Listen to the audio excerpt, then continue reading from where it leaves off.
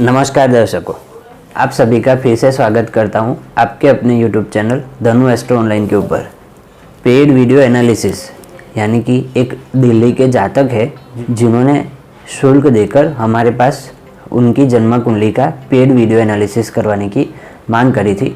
तो उनकी जन्म कुंडली का अध्ययन करने के लिए आप सभी के सामने उपस्थित हुआ हूँ। ये अगर चैनल पर पहली बार आए हैं तो चैनल को सब्सक्राइब करिए, बेल आइकन प्रेस करिए ताकि आने वाली वीडियोस के नोटिफिकेशंस आपको मिल सके। वीडियो को लाइक करिए, वीडियो को अंतिम हिस्से तक देखिए। अपने मित्रों तथा रिलेटिव के साथ वीडियो को शेयर करना ना भूलें। कोई सुझाव देना चाहते हैं तो कमेंट बॉक्स में आपका स्वागत है। अगर आप भी इसी तरह अपनी जन्म कुंडली का पेड वीडियो एनालिसिस करवाना चाहते हैं तो स्क्रीन के ऊपर दिखाए नंबर पर तुरंत से संपर्क करिए।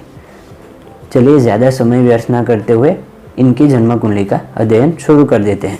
इनकी जन्म की तारीख है 15 अक्टूबर 1991 सुबह 11:55।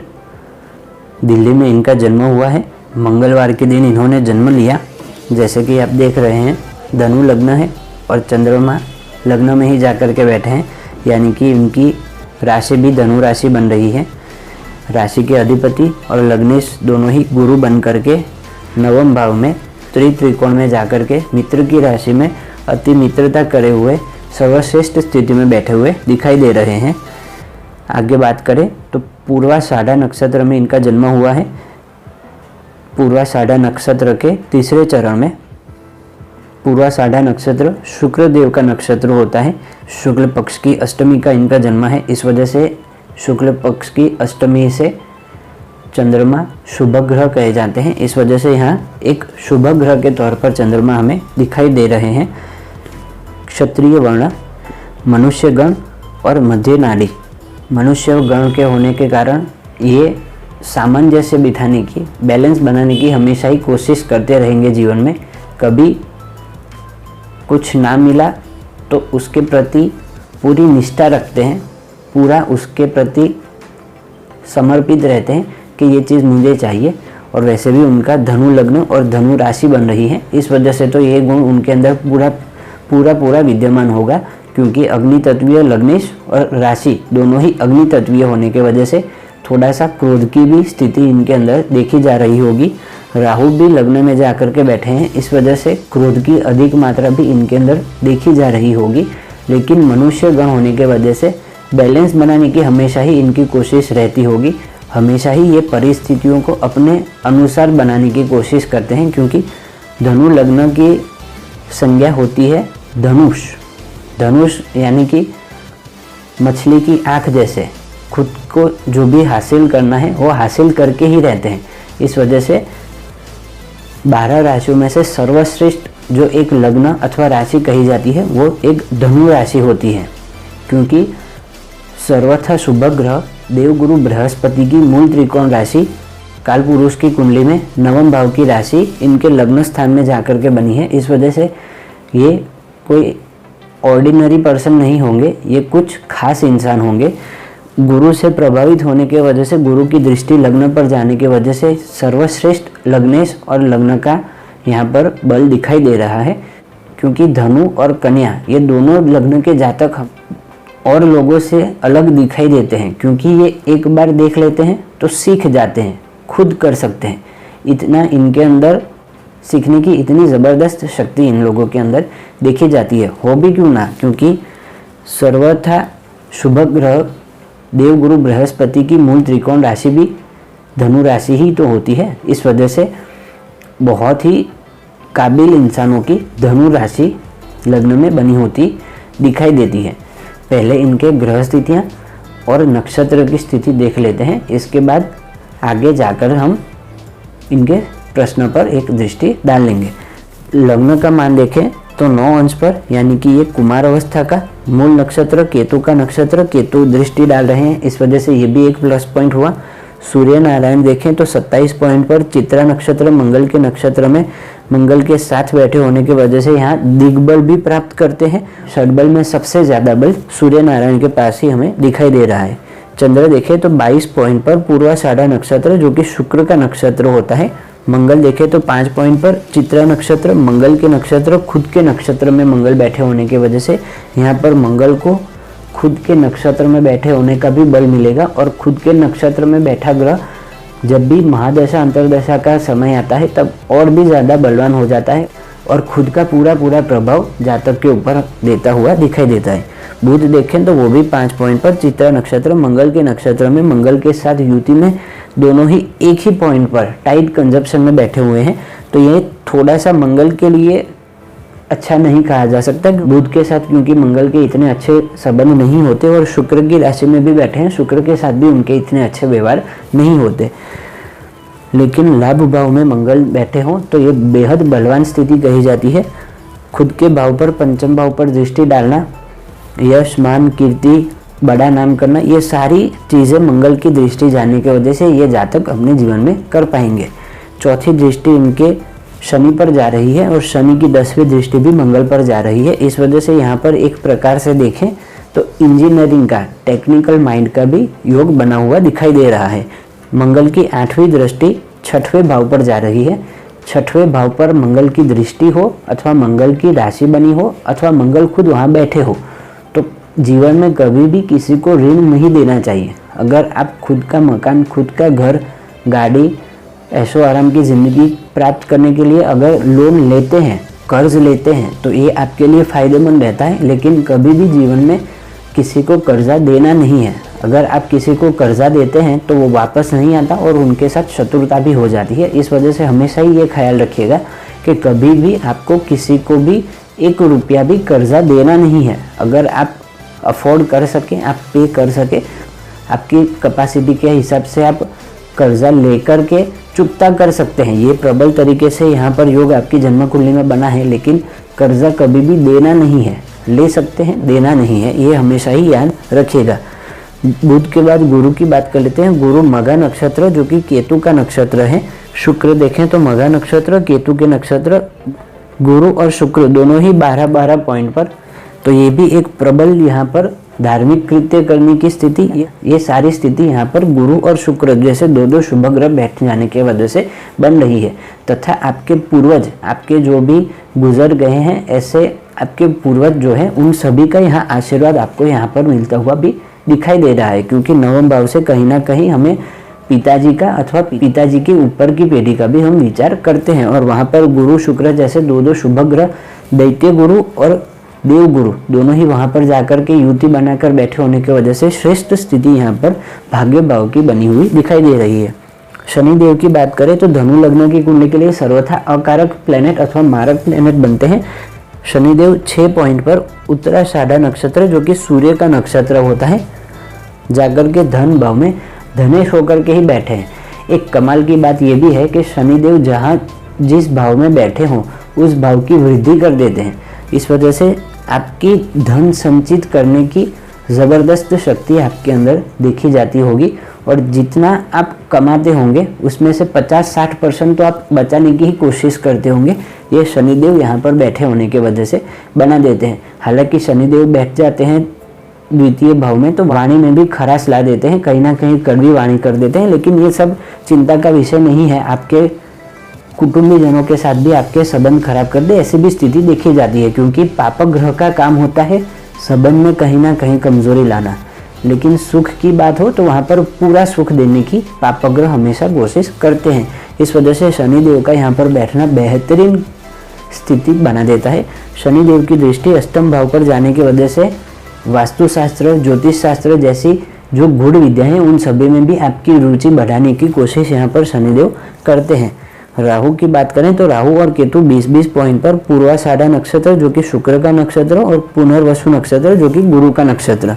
केतु और गुरु ने यहाँ पर नक्षत्र परिवर्तन कर रखा है। नक्षत्र परिवर्तन भी एक सर्वश्रेष्ठ परिवर्तन कहा जा सकता है। इस वजह से ये भी बहुत ही बेहतर स्थिति यहाँ पर बनी हुई दिखाई दे रही है। अस्त ग्रहों की बात करें तो अस्त ग्रह मंगल और बुध दिखाई दे रहे हैं, लेकिन अस्त होने का इतना कोई ज़्यादा खौफ नहीं रहेगा क्योंकि लाभ भाव में ये दोनों ही ग्रह श्रेष्ठ परिणाम देते हुए दिखाई देते हैं। और वो भी बुध देव तो मित्र की राशि में जाकर के बैठे हैं और कहीं ना कहीं 11वें भाव में बुध बैठे हों तो अति विशिष्ट कारकत्व भी वहाँ पर प्राप्त कर लेते हैं। तो बेहतर स्थिति में यहाँ पर बुध देव दिखाई दे रहे हैं। इस वजह से ग्रह तथा नक्षत्र की स्थिति बहुत बेहतरीन होने की वजह से जीवन में कोई भी ज़्यादा परेशानियों का सामना करना पड़े ऐसी स्थिति मुझे नहीं दिखाई दे रही। महादशा के ऊपर विचार करेंगे, उसके बाद थोड़े से आपके प्रश्नों के ऊपर भी जाने की कोशिश करेंगे। एक और बात कि राहु और चंद्र यहाँ पर बैठे हुए हैं, जहाँ चंद्र 22 पॉइंट पर और राहु 20 पॉइंट पर, यानी कि बहुत टाइट कंजप्शन में चंद्र और राहु बैठे हुए दिखाई दे रहे हैं। एक प्रकार से ये पितृदोष भी कहा जा सकता है, ग्रहण दोष भी कहा जा सकता है। आपकी मानसिक स्थिति में कहीं ना कहीं कमजोरी ला दे ऐसी भी स्थिति बन सकती है। अष्टमेश चंद्रमा होकर के लग्न में जाकर के बैठे हैं तो थोड़े सी आपके स्वास्थ्य में भी कमजोरी लाने की कोशिश ये चंद्रमा करते हुए दिखाई देते होंगे। अगर ऐसी कोई भी परेशानी का अगर आप सामना कर रहे हैं तो ओम नमः शिवाय ये मंत्र का जाप कर सकते हैं, अथवा हर सोमवार को शिव मंदिर जाकर के शिव जी के ऊपर दूध अर्पित करने से भी कहीं ना कहीं ये राहु चंद्र का जो भी ग्रहण दोष लगा है उसमें भी कमजोरी आएगी और आपकी मानसिक स्थिति अगर गड़बड़ा रही है तो उसमें भी कहीं ना कहीं पॉजिटिविटी आती हुई, सकारात्मकता आती हुई आपको दिखाई देगी। आपके प्रश्न के ऊपर अब चले जाते हैं। आपने लिखा है मेरी शादी अरेंज मैरिज होगी या लव मैरिज होगी। तो पंचम भाव से प्रेमी का विचार करते हैं और सप्तम भाव से जीवन साथी का विचार करते हैं, पत्नी का विचार करते हैं। पत्नी के अधिपति बुध देव होकर के 11वें भाव में मित्र की राशि में श्रेष्ठ स्थिति में बैठे हैं और पंचम भाव के अधिपति मंगल होकर के वो भी बुध देव के साथ युति में बैठे हैं। इस वजह से प्रबल तरीके से यहाँ प्रेम विवाह के योग बन रहे हैं। उसके बाद नवमांश कुंडली की बात करें तो नवमांश कुंडली में यहाँ 3 नंबर लिखा है, यानी कि मिथुन राशि बन रही है आपके लग्न में। और सप्तमेश देखें तो गुरुदेव बने हैं, वहाँ 9 नंबर लिखा है, यानी कि धनु राशि, उसके अधिपति गुरुदेव हुए। और पंचम भाव में 7 नंबर लिखा है, यानी कि शुक्र की राशि तुला राशि। और शुक्र और गुरु की युति द्वितीय भाव में कर्क राशि में जाकर के बनी है। आपके नवमांश कुंडली में सप्तमेश जाकर के उच्च राशि में बैठे हुए हैं और शुक्र जैसे शुभ ग्रह के साथ युति में बैठे हैं। यहाँ लग्न कुंडली में भी गुरु शुक्र की युति और नवमांश कुंडली में भी गुरु शुक्र की युति यहाँ दिखाई दे रही है। इस वजह से प्रबल तरीके से प्रेम विवाह के ही योग आपकी जन्म कुंडली में बने हुए दिखाई दे रहे हैं। 100% आपका प्रेम विवाह ही हो ऐसी स्थिति यहाँ पर दिखाई दे रही है। नवमांश कुंडली की चर्चा करी है तो उसके साथ साथ मैं बताने की चेष्टा रखूंगा कि यहाँ 6 नंबर यानी कि कन्या राशि में सूर्य नारायण बैठे हैं और नवमांश कुंडली में भी जाकर के देखें तो सूर्य नारायण 6 नंबर की राशि में ही बैठे हैं। इस वजह से सूर्य नारायण हो जाते हैं वर्गोत्तमी ग्रह। वर्गोत्तमी ग्रह और ज़्यादा प्रभावशाली बन जाता है और भाग्यश होकर के आपके सूर्य वर्गोत्तम होने की वजह से यहाँ पर श्रेष्ठ परिणाम देते हुए आपके जीवन में दिखाई देते हैं और भाग्य की हमेशा ही वृद्धि करते हुए दिखाई दे रहे हैं। आगे आपने प्रश्न पूछा है कि मेरी वाइफ कैसी होगी। तो सर आपकी धर्म पत्नी जो आएगी वो बुध ग्रह के समान, यानी कि चेहरे पर मासूमियत लिए बचपना जैसे कहते हैं वो, क्योंकि बुध देव को कुमार ग्रह कहा गया है और कुमार ग्रह बुध आपके सप्तमेश बने हैं। इस वजह से मासूमियत वाली, उम्र से कम दिखने वाली तथा आपकी उम्र से छोटी हो ऐसा भी हो सकता है। कद काठी में देखें तो थोड़ी सी पतली और थोड़ी सी ऊंचाई भरी, क्योंकि यहाँ पर केतु देव भी बैठे हैं, इस वजह से थोड़ी ऊंचाई भी उनकी होगी। देखने में सूरत अच्छी, गुड लुकिंग जिसे कहते हैं। और स्किन टोन देखें तो वाइट कलर की फेयर स्किन की आपकी धर्म पत्नी जी होंगी। जन्म कुंडली में बुध देव की राशि और नवमांश कुंडली में गुरुदेव की राशि बनी होने की वजह से खूब ही प्रभावशाली, साफ सुथरी सोच रखने वाली, कहीं आप फंस जाएं तो आपको सलाहकार, आपकी सलाहकार बनने वाली, आपको सलाह देने वाली, आपको सही राह बताने वाली, आपके साथ हमेशा हर स्थिति में खड़ी रहने वाली तथा श्रेष्ठ व्यक्तित्व वाली आपकी धर्म पत्नी जी आ सकती है। आगे आपने पूछा है वो हाउसवाइफ होगी या वर्किंग वूमन होगी। नवमांश कुंडली में जाकर के देखें तो गुरु उच्च राशि में और लग्न कुंडली में जाकर के देखें तो बुध भी अच्छी स्थिति में बैठे हुए दिखाई दे रहे हैं। आपके जन्म कुंडली के आधार पर बुध देव 11वें भाव में जाकर के बैठे हैं। इस वजह से ये एक पॉइंट ऐसा भी कह सकते हैं कि आपका विवाह होगा, उसके बाद आपका लाभ निरंतर बढ़ता रहेगा। जैसे ही आपके जीवन में आपकी पत्नी की एंट्री होगी तो आपका लाभ निरंतर बढ़ता रहेगा, हमेशा बढ़ता रहेगा। और जैसे ही आपका विवाह होगा तो पहले साल अथवा दूसरे साल तो बहुत बड़ा आपका लाभ कहीं ना कहीं किसी भी क्षेत्र में हो जाए ऐसी भी स्थिति दिखाई दे रही है। और जहाँ तक मुझे लग रहा है तो लाभ भाव में बैठे होने की वजह से शायद वर्किंग वूमन हो ऐसा भी संभव हो सकता है। अन्यथा हाउसवाइफ भी हो तो कोई दिक्कत वाली चीज़ नहीं। यहाँ पर कुंडली की स्थिति इतनी बेहतरीन है कि चिंता का यहाँ पर कोई विषय नहीं दिखाई दे रहा।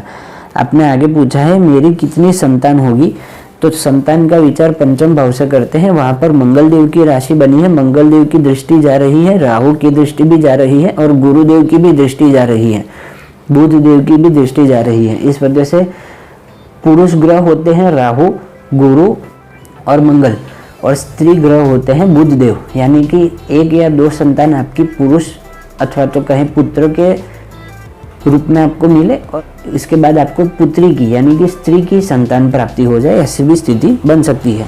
वैसे संतान के विभाग में देखना हो, डीप एनालिसिस करना हो संतान पक्ष के बारे में, तो दोनों की कुंडली की आवश्यकता होती है। एक जातक की कुंडली के आधार पर इतना ज़्यादा पता नहीं लगाया जा सकता।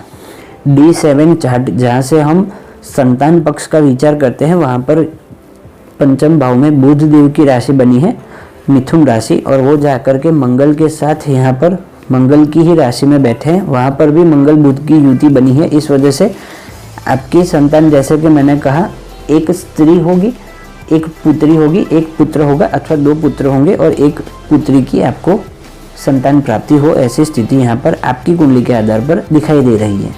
आपने आगे पूछा है हमारा फ्यूचर कैसा होगा, फाइनेंशियल भी और हेल्थ वाइज भी। फ्यूचर में हमारे बच्चे हमें किस तरह से ट्रीट करेंगे, हमारा ख्याल रखेंगे या नहीं रखेंगे। सर, मंगल देव की दृष्टि पंचम भाव पर जा रही है, इस वजह से आपके संतान जो होगी वो थोड़ी उग्र स्वभाव की, ज़्यादा ऊर्जावान, बहुत एंग्री होगी, ऐसा भी संभव हो सकता है। लेकिन जब भी खुद के भाव को देख रहा ग्रह उस भाव की वृद्धि करता है और उस भाव की खराबी होने से बचाने की कोशिश करता है। और वैसे भी देवगुरु बृहस्पति जैसे सर्वाधिक शुभ ग्रह की भी दृष्टि आपके पंचम भाव पर जा रही है। इस वजह से श्रेष्ठ संतति होगी आपकी और आपके साथ ही उनका जीवन बीतेगा, ऐसे यहाँ पर स्थिति दिखाई दे रही है।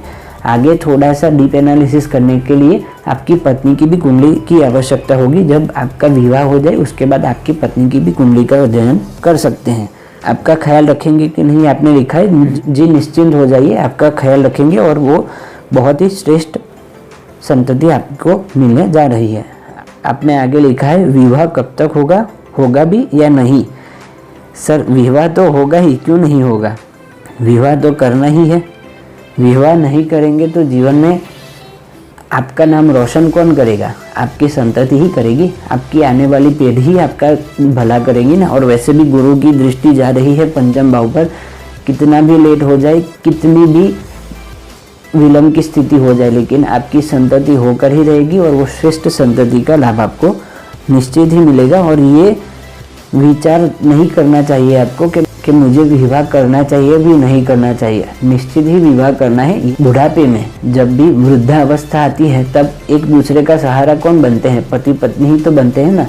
बच्चे बड़े हो जाएंगे तो वो अपनी अपनी दुनिया में आगे बढ़ जाएंगे, अपने अपने क्षेत्र में आगे बढ़ जाएंगे। तो अल्टीमेट थिंग इज दैट कि आपका सहारा कौन बनेगा, आपकी जो भी जीवन साथी होगी, आपकी जो भी जीवन संगिनी होगी, वही आपका साथ देगी ना। इस वजह से दिमाग से ये शंका निकाल दीजिए कि मेरा विवाह होगा भी या नहीं, निश्चित रूप से होगा और श्रेष्ठ सुख आपको जीवन साथी का मिलेगा और बेहतरीन सुख आपको मिलता हुआ दिखाई दे रहा है। आपने पूछा है विवाह होने की कब तक संभावना है, ये देखने के लिए आपकी महादशा के ऊपर चले जाते हैं। राहु देव की महादशा आपको लगी है 27 अक्टूबर 2020 से, और उसमें भी देखें तो राहु का ही अंतर फिलहाल चल रहा है जो कि चलेगा 9 जुलाई 2023 तक। उसके बाद आएगा गुरुदेव का अंतर। बुध देव का अंतर आने में बहुत समय है, इस वजह से बुध देव का अंतर आए उसकी वेट करने से पहले राहु की अंतर दशा में ही प्रत्यंतर दशा के ऊपर चले जाते हैं। प्रत्यंतर दशा में बुध देव आपके आ रहे हैं जनवरी 2022 के बाद और वो रहेंगे मई 2022 तक। इस वजह से आपके 2022 में विवाह होने की भी संभावना है। अगर विवाह नहीं होता तो फिक्स हो जाए, किसी के साथ बात फिक्स हो जाए, जैसे रोका हो जाए, एंगेजमेंट हो जाए, ऐसी स्थिति बन सकती है। अगर बुध देव की प्रत्यंतर दशा में ऐसी स्थिति नहीं बनती तो उसके बाद केतु आ रहे हैं जो कि आपके सप्तम भाव में ही बैठे हैं और उसके बाद शुक्र भी आ रहे हैं। शुक्र आप दाम्पत्य सुख के कारक होते हैं। इस वजह से जनवरी 2022 से लेकर के जनवरी 2023 तक का पूरा 1 साल ऐसा है कि आपके विवाह के योग बनेंगे। उसके बाद मार्च तक योग नहीं है 2023 में, फिर से योग आ जाएंगे तो वो चलेंगे मई 2023 तक, यानी कि निरंतर ही योग आपकी जन्म कुंडली में आ रहे हैं विवाह हो जाने के लिए। इस वजह से प्रयत्नशील रहिए। अगर कोई प्रेमिका है आपकी तो उसके साथ भी विवाह का प्रस्तावना रख करके विवाह तुरंत से करने की कोशिश करिए। जितना जल्दी विवाह करेंगे उतना ही श्रेष्ठ संतति का भी लाभ आपको मिले, ऐसी भी स्थिति बन सकती है। हालांकि राहु की महादशा में और राहु का अंतर चल रहा है, इस वजह से कहीं धोखाधड़ी ना हो जाए, कहीं कोई गलत काम ना हो जाए, कहीं आपके साथ कोई छल कपट ना हो जाए। इस वजह से जब भी विवाह के लिए प्रस्तावना रखें तो पूरा उनके इंक्वायरी करके ही आगे बढ़िए, अन्यथा कहीं आप फंस जाएं, ऐसे भी राहु देव की महादशा में देखा जा सकता है। इस वजह से डबल श्योर हो जाइए, उसके बाद ही विवाह का प्रस्तावना रखिए तो श्रेष्ठ सुख आपको देखने को मिल पाएगा। आपने लिखा है वाहन तथा मकान का सुख कैसा रहेगा। शुक्र जाकर के त्रिकोण में बैठे हैं। शुक्र को वाहन का कारक कहा गया है। 4 पहिया 2 पहिया ये सारे शुक्र से देखे जाते हैं और वो श्रेष्ठ स्थिति में त्रिकोण में जाकर के बैठे हैं। हालांकि सूर्य के साथ उनकी शत्रुता होती है, लेकिन सूर्य के नज़दीक बैठे होने की वजह से यहाँ पर सम अवस्था के हो जाएंगे। इस वजह से आपको श्रेष्ठ वाहन का सुख देंगे और अच्छी वाहन का सुख देंगे। एकदम लग्जरियस भी नहीं, लेकिन एकदम मामूली भी नहीं, ऐसी अच्छी कार का या अच्छी 2 व्हीलर का आपको सुख देते हुए शुक्र यहाँ पर दिखाई दे रहे हैं। मकान के विषय में आपने पूछना चाहा है तो मकान के लिए हम देखते हैं मंगल देव को, क्योंकि वो भूमि के कारक होते हैं। अस्त हो चुके हैं, लेकिन खुद के नक्षत्र में बैठे होने की वजह से बहुत बल मिल जाएगा उनको, और शुक्र के साथ नज़दीक बैठे होने की वजह से तात्कालिक मित्रता में भी बैठे हैं। इस वजह से यहाँ मंगल बहुत श्रेष्ठ स्थिति में दिखाई दे रहे हैं। इस वजह से मकान का सुख भी आपको मिलेगा। और चतुर्थ भाव से मकान का विचार करते हैं, उसके अधिपति गुरु जाकर के त्रिकोण में मित्र की राशि में मित्र से तात्कालिक मित्रता करे हुए अति मित्र के होकर के त्रिकोण में अति विशिष्ट कारकत्व प्राप्त कर लेते हैं 9वें भाव में गुरुदेव, और वहां पर जाकर के बैठे होने की वजह से निश्चित ही आपको 1 से अधिक मकान का सुख देंगे। आपके नाम पर 1 से अधिक घर होंगे, फ्लैट होगा, चाहे बंगलो हो, चाहे दुकान, ऑफिस, टेनामेंट, जमीन जायदाद हो, ऐसी स्थिति बन सकती है। लेकिन 1 से अधिक होगा, क्योंकि गुरुदेव भी श्रेष्ठ स्थिति में है और मंगल देव भी यहाँ पर श्रेष्ठ स्थिति में दिखाई दे रहे हैं। शनि देव की दृष्टि भी आपके चतुर्थ भाव पर जा रही है। कहीं ना कहीं शनि देव भी मकान का सुख देने के लिए बाध्य हो जाते हैं। इस वजह से खुद के भाव में भी बैठे होने की वजह से यहाँ पर श्रेष्ठ स्थिति में शनि देव भी दिखाई दे रहे हैं, और तीसरी दृष्टि से यहाँ चतुर्थ भाव पर और बल बढ़ाने की कोशिश करेंगे। हालांकि ऐसा हो सकता है कि आप शहर में रहते हो और गांव में आपकी प्रॉपर्टीज़ हो, अथवा आप जहां रहते हैं अथवा आपकी जहां ऑफिस है वहां से दूर आपका मकान या फ्लैट हो या कोई प्रॉपर्टी हो। ऐसा हो सकता है कि आप खुद के नाम पर जो आपने मकान या दुकान या कुछ भी ले रखा है उसमें आप ना रह सके और आपको किराए पर रहना पड़े, अथवा तो आपके माताजी के पिताजी के नाम पर मकान हो उसमें रहना पड़े, ऐसी स्थिति हो सकती है। लेकिन यहाँ खुद के मकान बनाने के योग तो बहुत बेहतरीन है। खुद का मकान आप बनाएंगे और 1 से अधिक बनाएंगे अपने जीवन काल में, ऐसी स्थिति मुझे यहाँ पर दिखाई दे रही है। आपने आगे लिखा है गवर्नमेंट जॉब मुझे किसी भी सूरत में चाहिए, गवर्नमेंट जॉब ही मेरा एकमात्र सपना है। सर, सूर्य नारायण शतबल में सबसे ज़्यादा मजबूत प्लेनेट है और सम अवस्था के कह सकते हैं, क्योंकि बुधदेव ना ही उनके मित्र होते हैं ना ही उनके शत्रु होते हैं। नवमांश कुंडली में भी जाकर के देखें तो वर्गोत्तम सूर्य नारायण हो रहे हैं। इस वजह से मैं मना ही नहीं कर रहा हूँ कि आपको सरकारी नौकरी का लाभ नहीं मिल सकता, क्योंकि सूर्य नारायण को 10वें भाव में दिग्बल भी प्राप्त हो जाता है, समय बल से भी वो मजबूत हो जा रहे हैं। एक ही मात्र परेशानी का विषय है कि कोई भी शुभ ग्रह उनको नहीं देख रहा, एक माइनस पॉइंट कह सकते हैं। एक और पॉइंट है कि सूर्य नारायण के पास अंश बल भी बहुत कमज़ोर है, बाल अवस्था के सूर्य नारायण बैठे हैं। इस वजह से कहीं ना कहीं कमज़ोरी आ रही है, इस वजह से ही कहीं ना कहीं रुकावट आ रही है कि आपको सरकारी नौकरी का लाभ अभी तक नहीं मिला है। लेकिन मना ही नहीं करूँगा मैं, पूरे प्रयत्न करिए, जोर शोर से प्रयत्न करिए, आदित्य हृदय स्तोत्र का पाठ करिए, हो सके उतना ज़्यादा करिए। ओम घृणी सूर्याय नमः जो कि सूर्य नारायण का बीज मंत्र होता है, उसकी हो सके उतनी ज़्यादा माला करिए, जप करिए। सूर्योदय से पहले उठ जाया करिए, सूर्य नारायण का स्वागत करिए, सूर्य नारायण को अर्घ्य प्रदान करिए। रविवार के दिन फास्ट रखिए अथवा तो नमक का त्याग करिए। ऐसे सारी स्थितियां करने से सूर्य नारायण का बल बढ़ेगा, और सूर्य नारायण का बल बढ़ेगा तो सरकारी नौकरी में आपको लाभ सूर्य नारायण दे पाएंगे। आपने आगे लिखा है आपकी पत्नी के साथ आपकी रिलेशनशिप कैसी रहेगी, यानी कि झगड़े वगैरह होते रहेंगे या नहीं होते रहेंगे। सर, राहु देव की दृष्टि आपके सप्तम भाव पर जा रही है। राहु देव की दृष्टि, सूर्य नारायण की दृष्टि और शनि देव की दृष्टि विच्छेदात्मक दृष्टि कही जाती है। इस वजह से यहाँ पर राहु देव कहीं ना कहीं पाप प्रभाव बढ़ाने की कोशिश करेंगे, लेकिन चिंता करने की कोई आवश्यकता नहीं, क्योंकि राहु देव मित्र के घर को देख रहे हैं। इस वजह से मित्र के घर को देख रहा ग्रह उस भाव की इतनी ज्यादा हानि नहीं करता जितनी कि शत्रु के घर पर दृष्टि डालने से पाप प्रभाव बढ़ाता है। इस वजह से यहाँ पर राहु देव की दृष्टि भी इतना ज्यादा चिंता का विषय नहीं रहेगी। केतु देव यहाँ पर बैठे हैं, इस वजह से ऐसा हो सकता है कि कंफ्यूजन हो जाए, कोई ना कोई लगातार मिसअंडरस्टैंडिंग हो जाए, वैचारिक मतभेद हो जाए, दोनों अलग अलग सोच रखे, ऐसी सारी स्थिति हो सकती है जो कि आजकल हर एक दंपति के बीच में देखी जाती है। इस वजह से ये इतना ज़्यादा कोई बड़ा चिंता का विषय नहीं है। चिंता का विषय एक ये है कि राहु देव की महादशा ही आपको फिलहाल लगी है, जो कि चलेगी 2038 तक, यानी कि आपका मोटे मोटे तौर पर देखें तो खासा वैवाहिक जीवन जो होगा वो राहु की महादशा में ही बीतेगा। इस वजह से हो सके उतनी ज़्यादा शिव जी की आराधना करिए और गणेश जी की आराधना करिए, क्योंकि सप्तमेश वैसे भी यहाँ पर बुध देव बने हैं, बुध देव को रूल करते हैं गणेश जी। इस वजह से गणेश जी का हो सके उतना ज़्यादा आराधना करेंगे तो राहु देव भी कंट्रोल में रहेंगे और बुध देव का भी बल बढ़ेगा, बुध देव का सकारात्मक प्रभाव बढ़ेगा, तो दाम्पत्य जीवन में आ रही परेशानियाँ कहीं ना कहीं दूर होती हुई आपको दिखाई देगी। ज़्यादा चिंता का विषय नहीं है, क्योंकि शुक्र को देखें तो अच्छे स्थान में बैठे हैं। इस वजह से श्रेष्ठ दाम्पत्य सुख ही आपको जीवन में देखने को मिल पाएगा। आपने आगे लिखा है कि आपके भाई के साथ आपके कैसे संबंध रहेंगे। तो भाई का विचार, छोटे भाई अगर आपके हैं तो ये तीसरे भाव से विचार करते हैं, और बड़े भाई अगर आपके के हैं तो उसका विचार हम 11वें भाव से करते हैं। तीसरे भाव से जहाँ से छोटे भाई का विचार करते हैं उसके अधिपति शनिदेव खुद की राशि में जाकर के ही बैठे हैं, और गुरु शुक्र जैसे दो शुभ ग्रह की दृष्टि इस भाव पर जाने की वजह से आपके छोटे भाई अगर होंगे तो उनके साथ बेहतर रिलेशन रहेगा, श्रेष्ठ रिलेशन रहेगा। कोई भी दिक्कत वाली स्थिति मुझे यहाँ पर नहीं दिखाई दे रही। बड़े भाई की बात करें तो उसके अधिपति शुक्र बन करके त्रिकोण में जाकर के बैठे हैं, बुध जैसे एक शुभ ग्रह आकर के बैठे हैं, लेकिन मंगल जैसे एक पापक ग्रह भी आकर के बैठे हैं। इस वजह से कहीं ना कहीं थोड़े बहुत झगड़े बड़े भाई के साथ हो जाए, आपकी ऐसी स्थिति बन सकती है, लेकिन इतना ज़्यादा चिंता का विषय नहीं है, क्योंकि अधिपति शुक्र अच्छी स्थिति में बैठे होने की वजह से ये भी कोई परेशान करने वाली स्थिति मुझे यहाँ पर नहीं दिखाई दे रही।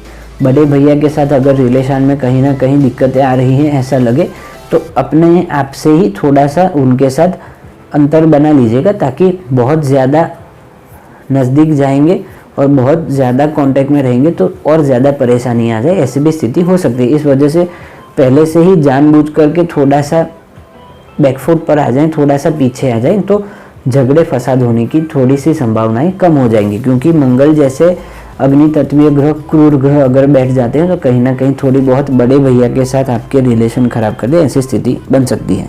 इतने ही आपके प्रश्न थे। आपकी कुंडली के आधार पर मैं देखूं तो सबसे मोटी मोटी चीज़ ये है कि सूर्य नारायण दिग्बल अवस्था में, वर्गोत्तम अवस्था में बैठे हैं। इस वजह से सरकारी नौकरी का आपका जो विचार है वो छोड़ना नहीं है, प्रयत्नशील रहिए। आज नहीं तो कल, अथवा तो किसी और प्रकार से जुगाड़ लगा करके आपकी सरकारी नौकरी अगर लगने के चांसेस हो सकते हैं तो ऐसा करने की कोशिश करिएगा, क्योंकि वैसे भी राहु देव अगर लग्न भाव में बैठे हो तो तिकड़मबाज बना देते हैं, कहीं ना कहीं से अपना रास्ता निकाल लेता है ऐसा जातक। खुराती दिमाग जिसे बोलते हैं ना, ऐसा राहु देव जब भी लग्न भाव में बैठ जाते हैं तब जातक को बना देते हैं। ये खराब स्थिति मैं नहीं बता रहा हूँ, ये एक पॉजिटिव पॉइंट ही है कि जैसे नदी अपना रास्ता ढूंढ लेती है, वैसे ही राहु देव जब भी लग्न स्थान में बैठे हो तो जातक अपना खुद से ही रास्ता बना लेता है, खुद ही इतना काबिल होता है कि कुछ ना कुछ तिकड़म लगा करके कुछ ना कुछ रास्ता ढूंढ लेता है और खुद का रास्ता खुद ही बनाता है। वैसे भी आपकी धनु राशि है, इस वजह से आप अपना रास्ता खुद ही बनाते। अगर आप राक्षस गण के हो जाते तो ये और भी बहुत बेहतर होता। मनुष्य गण होने की वजह से कहीं ना कहीं ये थोड़ी सी आलस भी ला देते हैं जीवन में। इस वजह से आलस को त्यागने की कोशिश करिएगा, कभी भी आलस ना आ जाए जीवन में। जो आपने निर्धारित किया है, जो मुझे हासिल करना है वो मुझे हासिल करना ही है, किसी भी हाल में, किसी भी सूरत में, किसी भी कीमत पर। ये निर्धारित कर लेंगे आप। धनु राशि के हैं, धनु लग्न के भी हैं, इस वजह से तो आप निर्धारित हमेशा जो किया है आपने वो हासिल आप कर पाएंगे। लग्न कुंडली अथवा चंद्र कुंडली के आधार पर आप मांगलिक नहीं है, इस वजह से अगर नॉन मांगलिक लड़की से विवाह हो आपका तो और भी बेहतर है। अगर मांगलिक लड़की से भी विवाह की स्थिति बन रही है तो राहु जैसे क्रूर ग्रह, पापक ग्रह लग्न भाव में बैठे हैं, इस वजह से मांगलिक लड़की के साथ भी विवाह करते हैं तो ऐसी कोई परेशान वाली स्थिति नहीं कही जा सकती। फर्स्ट चॉइस ऐसी रखिएगा कि नॉन मांगलिक लड़की से ही विवाह हो, तो ये बेहतर स्थिति आपके लिए ही और आपके श्रेष्ठ दाम्पत्य सुख के लिए देखी जा सकती है। आपने धन के विषय में, आय के विषय में तो और ज़्यादा पूछा नहीं है, लेकिन मेरा कर्तव्य है बताना। आपके लाभेश होकर के भाग्य भाव में जाकर के बैठे हैं शुक्रदेव, इस वजह से लाभ, आपके भाग्य में लाभ बहुत ही ज़्यादा बेहतर है। आपके लग्नेश जाकर के भाग्य भाव में बैठे हैं, ऐसे जातकों को सिल्वर स्पून बाय बॉर्न कहते हैं, ऐसा ही कुछ कहते हैं शायद, यानी कि आपके 2 स्टेप आगे ही आपका भाग्य रहता है, आपके लक आपके फेवर में ही रहता है। आप जो भी कृत्य करते हैं वो आपके भाग्य के भरोसे ही हो सकता है और आप लक्की फैक्टर जिसे बोलते हैं, आपका लक्की फैक्टर भी बहुत अच्छा देखने को मिल सकता है। लाभ की स्थिति भी बहुत बेहतरीन यहाँ पर दिखा रही है, धन की स्थिति भी बहुत बेहतरीन है और घर का सुख, मकान का सुख, ये भी बहुत बेहतरीन स्थिति यहाँ पर दिखाई दे रही है। जीवन में आपके कभी मधुमेह की स्थिति ना हो जाए, ये हमेशा ही ख्याल रखिएगा, क्योंकि 6वें भाव में शुक्र की राशि बनी है। शुक्र को स्वीट यानी कि मीठे का कारक कहा गया है, इस वजह से शुक्र से जुड़ा हुआ मधुमेह होता है। इस वजह से मधुमेह की स्थिति, डायबिटीज़ की स्थिति जीवन में ना बने, इसका हमेशा ही ख्याल रखिएगा। जो भी डाइट लें उसमें शुगर की मात्रा पहले से ही कम रखिएगा ताकि डायबिटीज़ की स्थिति ना आए और जीवन में कभी भी हॉट हेडेड नहीं रहना है, यानी कि बहुत गुस्सा नहीं करना है। ब्लड प्रेशर की भी स्थिति आपकी ख़राब हो जाए, ऐसी भी स्थिति हो सकती है। इस वजह से दिमाग को ठंडा रखने की ही हमेशा कोशिश करते रहिएगा। अष्टम भाव में आपके चंद्रमा की राशि बनी है, इस वजह से शीतजन्य रोग, ठंडे रोग जितने होते हैं, सांसों से जुड़े हुए जितने रोग हो सकते हैं, पानी से जुड़े हुए जितने रोग हो सकते हैं, ये सारे भी रोग आपको हो सके, जुकाम जैसे हो जाना, वायरल इन्फेक्शन वगैरह हो जाना, ऐसी सारी भी स्थितियां निरंतर जीवन में बनती रहेगी। इस वजह से शिव जी की आराधना, जैसे मैंने आपको कहा था, वो करते रहिएगा। तो अगर ऐसी कोई बीमारियां आती हैं तो उसमें से भी आपको राहत मिलती हुई दिखाई देगी। हनुमान जी की हमेशा ही हो सके उतनी ज़्यादा आराधना करेगा। एक अथवा 3 बार हमेशा रोज़ ही हनुमान चालीसा का पठन कर लीजिए, बहुत समय भी नहीं लगता। 3 बार करेंगे तो मुश्किल से 10 मिनट लगेंगे। तो हनुमान चालीसा का जितना आप जाप करेंगे उतना ही आपका पंचम भाव मजबूत होगा, और पंचम भाव जितना भी आपका मजबूत होगा, जितने पिछले जन्म के दुष्कर्म थे वो सारे ही कहीं ना कहीं कटते रहेंगे, और जितना आपका आने वाला भविष्य है, जितना वो और भी निखरता हुआ आपको दिखाई देगा। इस वजह से हमेशा ही हनुमान जी की थोड़ी बहुत आराधना निरंतर हर रोज़ करते रहिएगा। गणेश जी की आराधना, जैसे मैंने आपको कहा कि विवाह होने तक आप करते रहिए, तो गणेश जी की आराधना भी करते रहिएगा। माँ कात्यायनी के मंत्रों के जाप विवाह जब तक ना हो जाए तब तक करते रहिएगा। दुर्गा जी की भी जितनी हो सके उतनी आराधना अभी कर लीजिए जब तक विवाह नहीं होता। ये सारी स्थिति करने से आपके विवाह के योग तुरंत ही बनते हुए दिखाई देंगे। दुर्गा चालीसा का अगर पाठ कर सके तो वो भी कर सकते हैं। शुक्रवार के दिन अगर बहुत फुर्सत से समय है आपके पास तो दुर्गा सप्तशती का भी पाठ कर सकते हैं। और माँ कात्यायनी के मंत्र ओम पत्नी मनोरमाम देहि मनोवृत्तानुसारिणीम तारिणीम दुर्गे संसार सागर से कुलोद्भवम, ये मंत्रों का हो सके उतना ज़्यादा जाप करिए। अगर खुद से ना कर सकें तो किसी पंडित जी को या ब्राह्मण को बिठा करके आपके नाम से अनुष्ठान करवा सकते हैं।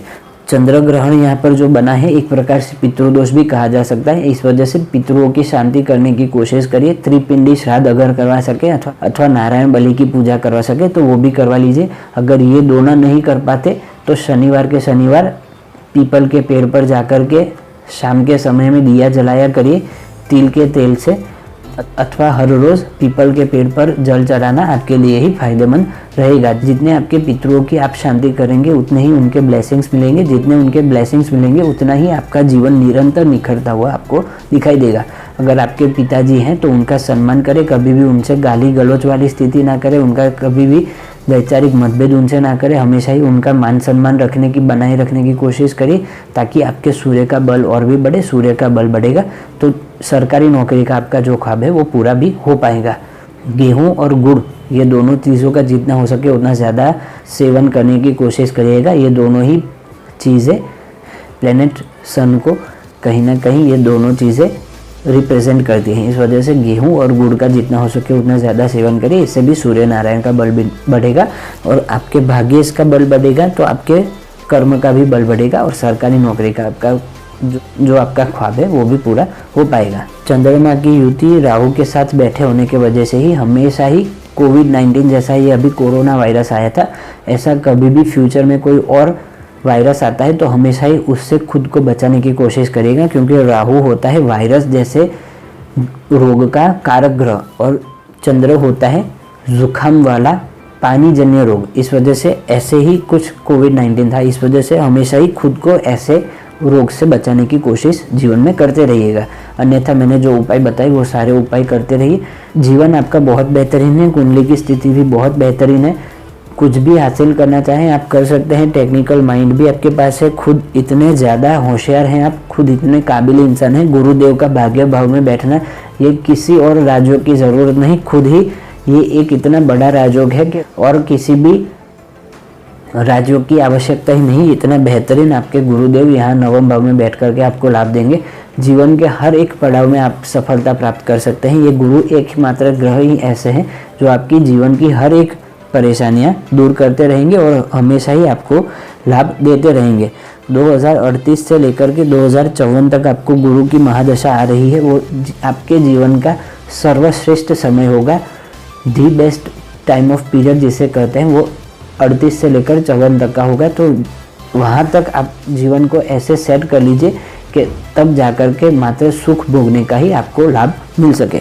वीडियो में बने रहने के लिए बहुत बहुत धन्यवाद। जितने और जातक ये वीडियो देख रहे हैं उन सभी को मैं कहना चाहूँगा कि अगर आप भी इसी तरह अपनी जन्म कुंडली का पेड वीडियो एनालिसिस करवाना चाहते हैं तो स्क्रीन के ऊपर देखा नंबर पर तुरंत से संपर्क करिएगा। नमस्कार।